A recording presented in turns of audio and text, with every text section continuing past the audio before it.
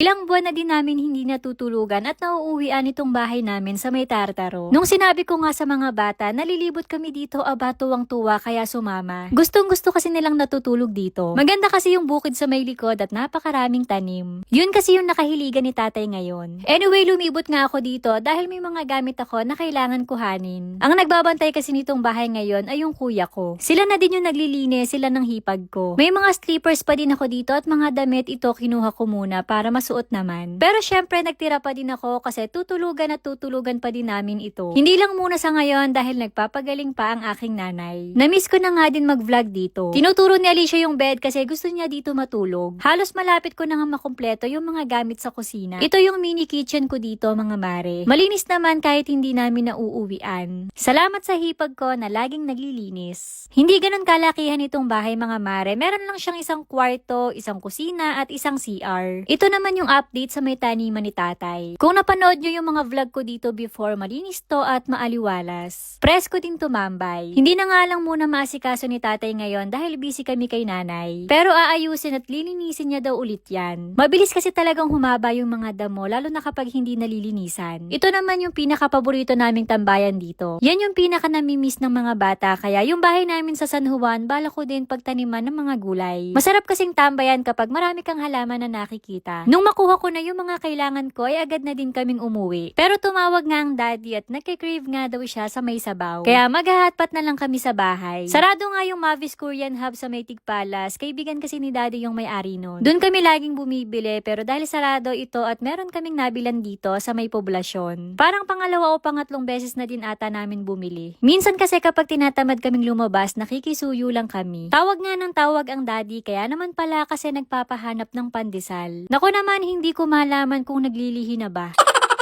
Pero buti na lang sakto yung tawag kasi hindi namin nalagpasan yung pandesal. So ito, pagka-uwi naman ng bahay, ay hinanda ko na nga yung mga gagamitin namin. Pati yung mga ibang ilalagay pa namin ay inilabas ko na din sa freezer. Hindi nga ako nakabili ng crab stick pero may nakita ako dun sa Asian Mart. Parang meron pa kasi ako nakita dito pero wala na pala. Sayang, masarap pa naman yon. Pero dun naman sa mixed balls parang merong 3 piraso. Dito na lang ako nag-set up sa my office. Masarap din kasing tumambay dito, mahangin. Cravings din kasi ito ni nanay nung isang araw pa. Ako kasi hindi ako masyadong mahilig dito, mas mahilig ako sa may samgyupsal. Pero mahilig ako mag-stock ng mga soup base na inilalagay dito, pati yung noodles at yung mga mixed balls. Nasaktuhan lang na naubusan ako ng stock ngayon. Nagpainit na nga ako ng tubig at naglagay na ako ng sibuyas. Masarap kasi kapag may sibuyas, okay nga din kahit yung dahon ng sibuyas. Then inilagay ko na yung soup base. Hihintayin ko lang na kumulo ito mga mare kasi yung ibang ingredients ay si daddy na daw yung maglalagay. May nakita nga ako sa freezer na Hungarian sausage ilalagay na din namin. Para naman sa meat, wala akong nakitang beef, kaya pork na lang yung kinuha ko. Hinati lang namin sa 3 hati para hindi naman yung sobrang haba. Yung soup base pala na gamit namin, yung satay. Ewan ko pero nasasarapan kami sa lasa nito. Halos sabay-sabay na niyang inilagay dito yung sausage, mixed balls, yung iba pang pampalasa at yung noodles. Masarap nga din dito may enoki mushroom. Mabilis lang din itong lutuin mga mare. Ayan nga yung mga anak ko nakatambay pa. Nawala nga sa isip ko pero parang masarap din dito kapag may gulay. Kain na po tayo.